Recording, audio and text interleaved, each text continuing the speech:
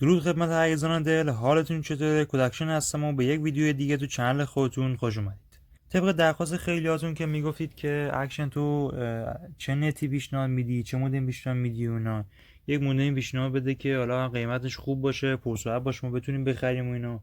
دیگه این قضیه نت خیلی داره ما اذیت میکنه، خیلی مخم رفته، نمیتونیم مثلا اینو بزنیم. آره، خلاصه من داخل چنل تلگرام یه دونه پست گذاشته بودم. اگه عضو چنل تلگرام نیستی همین الان به تو بیو چنلمون و روی کانال تلگرام بزنید و جوین بشید و ببینید این پست رو. تو این پست توضیح دادم که دو تا مودم معرفی کردم، یکیش X28 بود، یکیش هم اومانتل 5G. البته دوتاشون 5G هستن. این دوتا رو معرفی کردم و دربارشون یه توضیحات مختصری دادم و اونا. بعد از اون خیلی عزیزان حالا وارد اصل قضیهشون گفتن که آقا جان تو خودت این مودم ها رو داری؟ اگه داری یه تست بگی ازشون بذار ما هم ببینیم که چجوری اینا. از رو من X28 رو ندارم، نتونستم تهیه کنم. اول میخواستم X28 بگم خودمم، چون من از یوتل L443 استفاده میکردم، ولی دیگه تصمیم گرفتم اومانتل بگیرم و دیگه همونم گرفتم و به جاش X28 رو بهتون حالا تو یه ویدیو دیگه تو توضیح میدم که چجوری اونه. ولی زیاد تفاوت خاصی نداره، یعنی اونم تو حدود زیادی شبیه اومانتل هستش.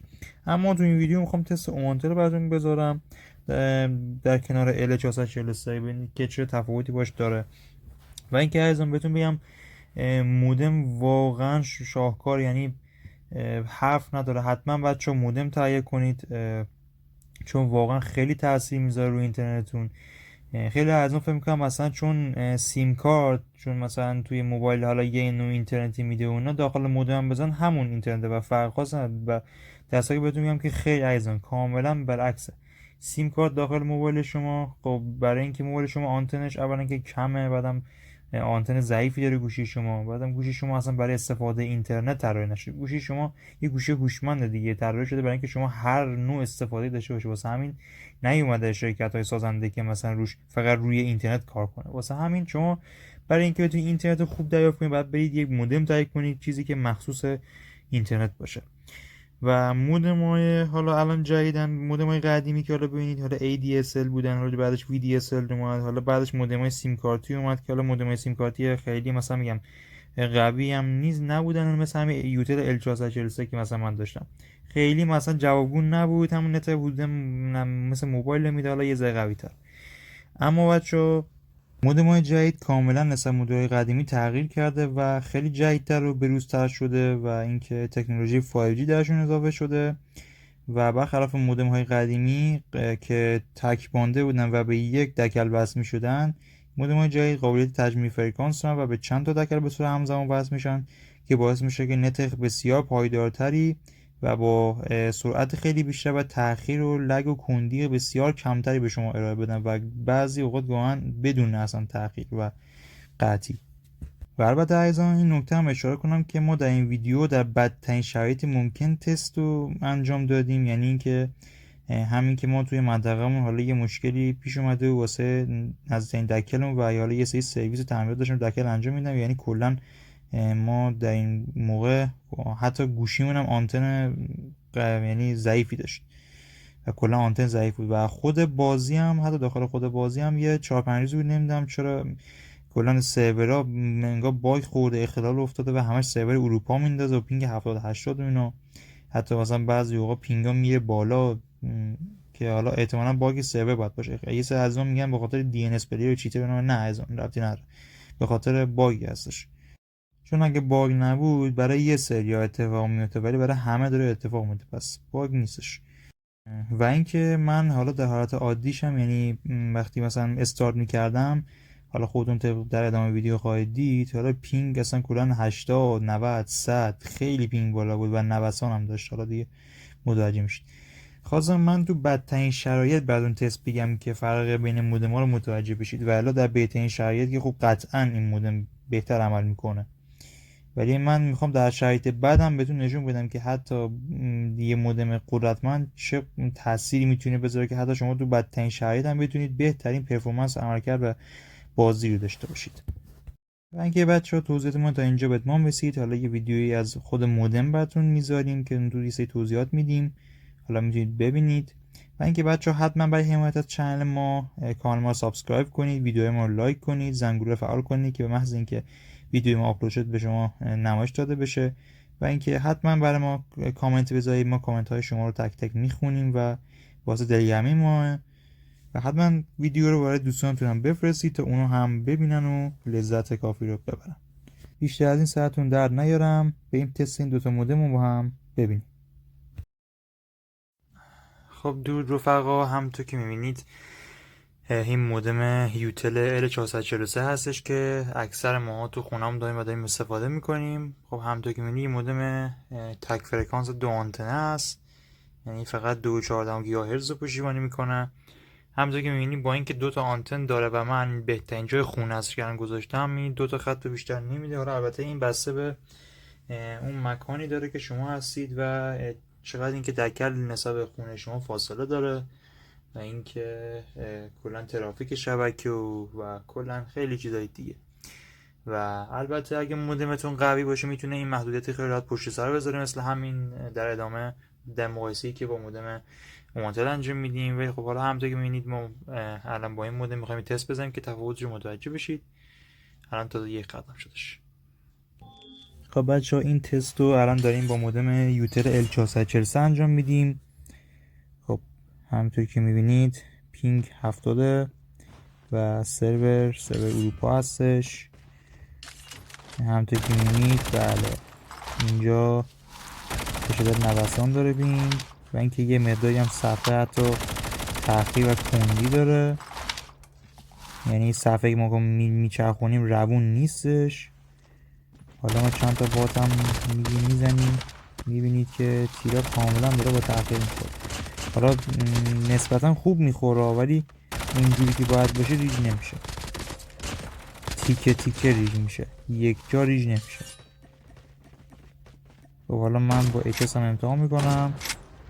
همونطور که میبینید آره HS هم میندازه، البته باز نسبتا خوب میندازه ولی خب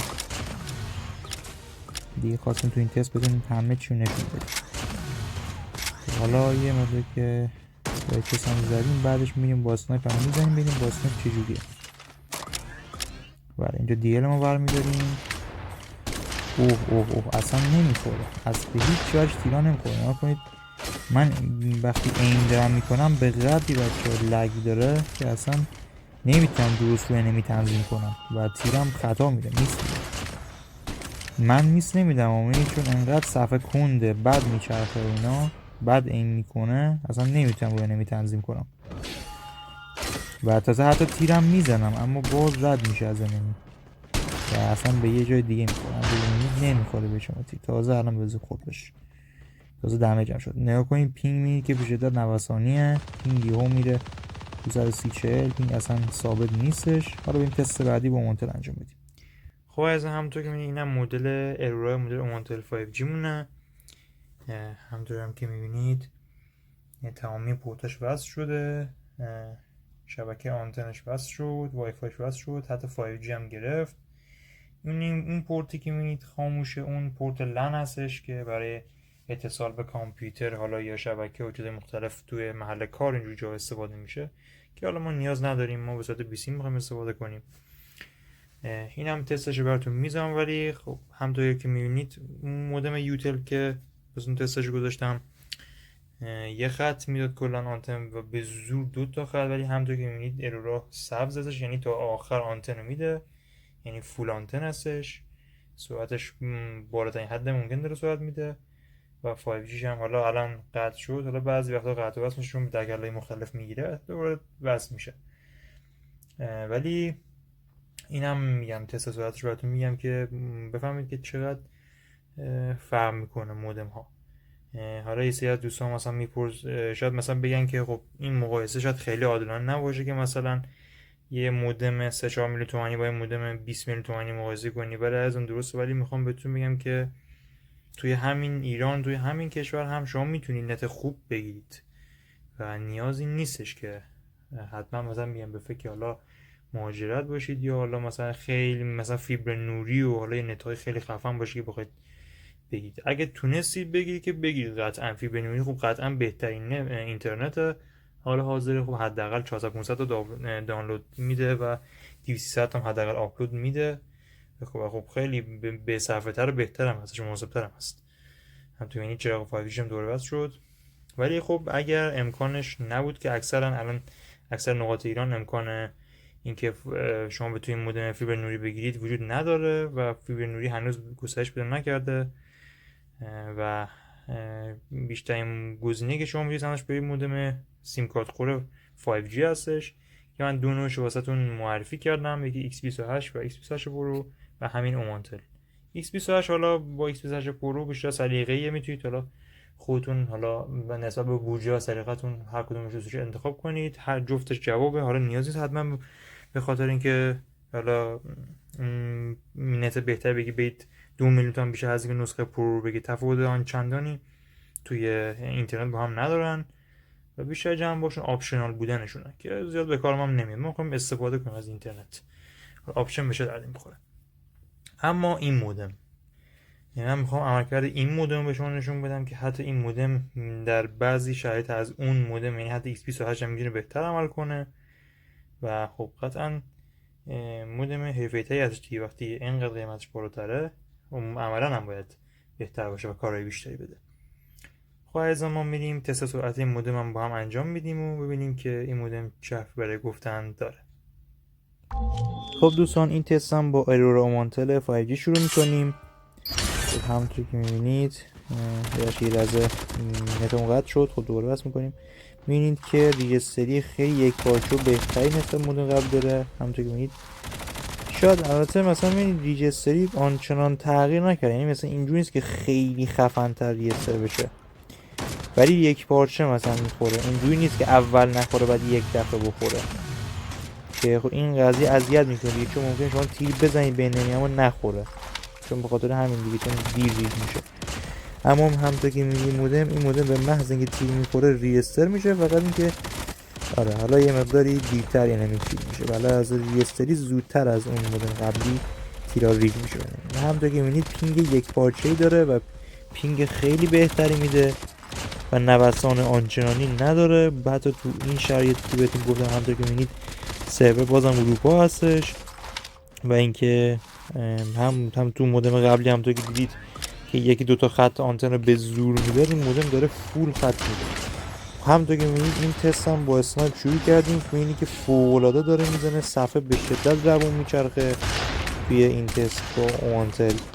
یعنی ما کلا بازیمون خیلی روونتر از نسبت به مودم قبلی و تیرا برای هم بهتر ریجستر میشه، همین که خیلی راحت‌تر میشه انمی رو زد و مثل مودم قبلی نیستش که لگ و باگ داشته باشه بخوای انمی بزنی. تست با شاتگان که گذاشتم دیدید چجوری بود. با شاتگان هم با تیرا حالا خیلی خوب می‌خورد اینا. اینم حالا با اودم ما داریم میزنیم. همونطور که می‌بینید میگم واقعا بهتر ازش از مودم قبلی دیگه، فقط ما خواستیم که ببینید که تو چه چیزایی تفاوت دارن با هم. و حالا که دارین نگاه میکنید البته اینم بهتون نشون بدم، این مودم 2 تا باند داره. الان ما به باند 2.4ش وصل شدیم، اینم باند 5شه یعنی 5 گیگاهرتزشه. الان به این وصل میشیم، به این امتحان میکنیم. باند 5 گیگاهرتزش اگه حالا خودتون بدونید بلد باشید از باند 2.4 خیلی سرعتش بیشتره. همونطور که میبینید بله سرعت ریجستر شدنش تیر خیلی تو این باند بیشتره و سریعتره. باند 2.4 معمولا بیشتر برای مواقع استفاده میکنن که حالا توی مثلا شرکت و ادارات و این جا حالا مثلا استفاده اداری میخوان داشته باشن، میخوان نتی که ارائه میدن برد بیشتری داشته باشه و راحت‌تر بشه وصل شد و اینا تو فواصل طولانی‌تر، بیشتر به این درد میخوره. ولی سرعت باند 2.4 پایین‌تره نسبت 5. باند 5 گیگاهرتز هم برعکس دقیقاً عمل میکنه، یعنی سرعت خیلی بیشتری میده، اما متاسفانه این محدودیت داره که تا سرعت زیاد نمیتونه ارائه بده. یعنی یه ذره شما از مودم فاصله بگیرید نتتون ضعیف میشه و اگر مانع سراتون باشه هم باز به همین صورت. اگه مانعی بین مودم و سرات شما قرار بگیره به شدت نت شما افت میکنه. اما خب مزایاش هم همینی که بهتون گفتم که به سرعت و شدت نت شما رو قوی میکنه که بهتون گفتم میشه بعد گیم ران کنه. خب عزیزان تست ما به پایان رسید. همونطور که دیدید دو تا مودم با هم بررسی کردیم و تستش رو هم دیدیم. و بچه‌ها سایمون از طریق آرزو میکنم که همتون یه روزی بتونید یک کدوم از این مودم ها رو بگیرید و از شر اینترنت مزخرف خلاص بشید، چون واقعا یک موضوع جدیه و خیلی تاثیر میتونه بذاره تو روال کار روزمره‌تون و حالا شما که مثلا گیمر هستید و حتما یه دونه از اینا هر جور شده تهیه کنید که نه تنها فقط تو گیم بلکه توی کار و روال عادیتون هم خیلی تاثیر میذاره و خیلی شما رو از خیلی جهات جلو میندازه و واقعا هم ارزش خریدن هزینه کردن داره، چون یک بار تهیه میکنید و چند سال و حتی یه عمری شاید استفاده بکنید. بچه خیلی ممنونم که از اینجایی که تا اینجای ویدیو ما همراه بودید. اگر از این ویدیو خوشتون اومد حتما این ویدیو رو لایک کنید، چنل ما رو سابسکرایب کنید، زنگوله رو فعال کنید و حتما ویدیو بعد دوستانتون هم بفرستید تا اونها هم ببینن و لذت ببرن. تا ویدیوهای بعدی بچه، خدا یار و نگهدارتون.